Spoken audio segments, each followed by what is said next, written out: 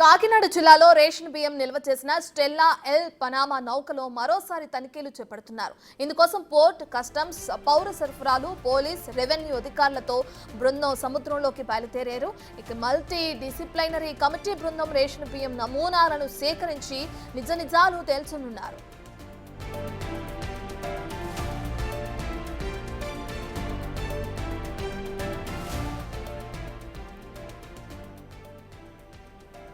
ఇటీవలే కాకినాడ నుంచి ఒక షిప్ లో సౌత్ ఆఫ్రికా దేశాలకు పీడిఎస్ రైస్ ఎగుమతి అవుతోందని వచ్చిన సమాచారం మేరకు నవంబర్ 27న కాకినాడ యాంకరేజ్ పోర్ట్ కు 9 నాటికల్ మైళ్ల దూరంలో ఉన్న స్టెల్లా ఎల్ షిప్ ను కాకినాడ జిల్లా కలెక్టర్ షణ్మోహన్ సకలి హుటాహుటిన వెళ్లి పరిశీలించారు. అందులో 640 టన్నుల పీడిఎస్ రైస్ బియ్యం ఉన్నట్లు గుర్తించారు.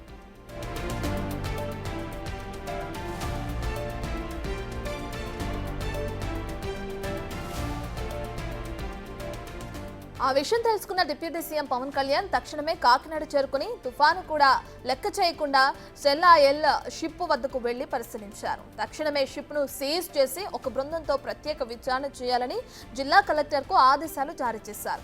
అందులో భాగంగా ఈ రోజు తనిఖీలు నిర్వహిస్తోంది బృందం.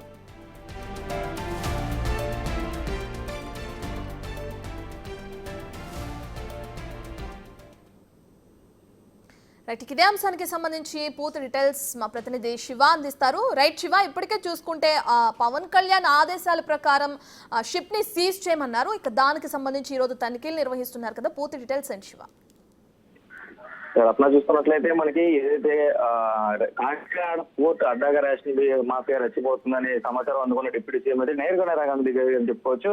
ఏదైతే కలెక్టర్ గుర్తించిన 649 టన్నుల రేషన్ బియ్యంతో పాటు ఇంకా ఏమైనా రేషన్ బియ్యం అందులో ఉన్నాయా లేదనేది పూర్తి స్థాయిలో కూడా తనిఖీలు చేయమంటూ కూడా ఆదేశాలు ఇచ్చారు. అయితే ప్రస్తుతం అప్పటి వరకు కూడా షిప్ కి ఎన్ఓసీ ఇవ్వకూడదంటూ కూడా షిప్ ని ఇక్కడే ఉంచే విధంగా కూడా చర్యలు తీసుకోవాలంటూ కూడా డిప్యూటీ సీఎం చిత్రం పరిస్థితి కనిపిస్తుంది. అయితే ఈ నేపథ్యంలోనే కలెక్టర్ దీనికి కార్యాచరణ రూపొందించారు. ఏదైతే customs, revenue, police, port authority, అదే విధంగా సివిల్ సప్లైస్ 5 డిపార్ట్మెంట్ లో కలిపిన ఒక ప్రత్యేక బృందాన్ని అయితే ఈ రోజు పోర్ట్ లోకి అయితే పంపించిన పరిస్థితి కనిపిస్తుంది. ఏదైతే స్టెల్లా షిప్ లో ప్రస్తుతం అయితే బృందం పరిశీలన చేస్తున్న విషయం అయితే క్లియర్ గా అర్థమవుతుంది. అయితే ప్రతి బ్యాక్ టు బ్యాగ్ అంటే 38,000 టన్నుల బియ్యం బ్యాక్ టు బ్యాక్ క్లియర్ గా మొత్తం చెక్ చేయాలంటూ కూడా కలెక్టర్ ఆదేశాలు ఇచ్చినట్లుగా కూడా బృందానికి తెలుస్తుంది.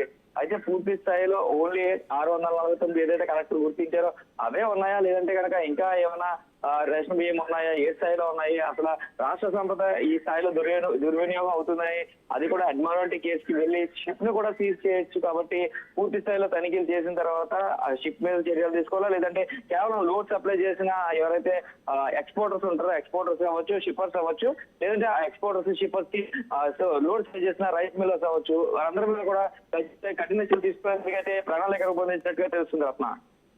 రైట్ శివ, ఇక ఆర్థిక శాఖ మంత్రికి సంబంధించి ఇంకోటి కెన్ స్టార్ అనే షిప్ ని కూడా తనిఖీలు చేయాలని చెప్పి ఇప్పటికే అటు వైసీపీ నేతలు కూడా డిమాండ్ చేస్తున్న క్రమాన్ని మనం చూసాం.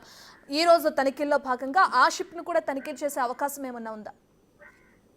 లేదు రత్న, చూసుకున్నట్లయితే ఏదైతే కెన్ స్టార్ షిప్ కి సంబంధించి వైసీపీ నేతలు భారీ ఎత్తున అభియోగాలు చేశారో ఇదంతా కూడా చూసుకున్నట్లయితే దాంట్లో ఉన్నదంతా కూడా స్టీమ్డ్ బియ్యం.